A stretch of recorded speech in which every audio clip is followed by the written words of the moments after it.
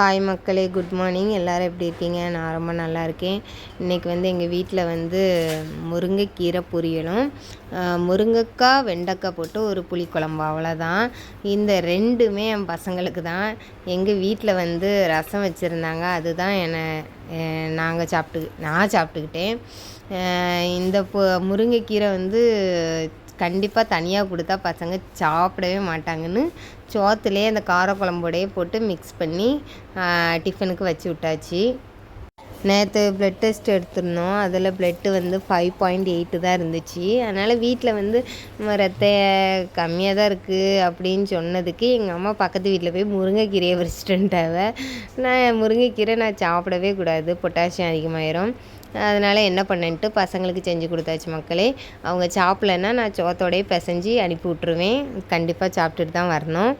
என் பையனுக்கு first Tamil book கொடுக்காம இருந்துச்சு. இப்போ கொடுத்துருப்பாங்க போல். நேற்றெல்லாம் அவன் காமிக்கவே இல்லை.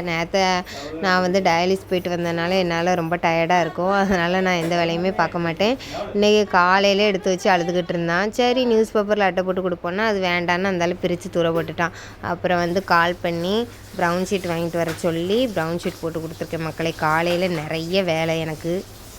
என் பொண்ணு ஒரு கார் வரைஞ்சிருந்தா, ரெட் கலரில் அழகாக இருந்துச்சு பார்த்துக்கோங்க.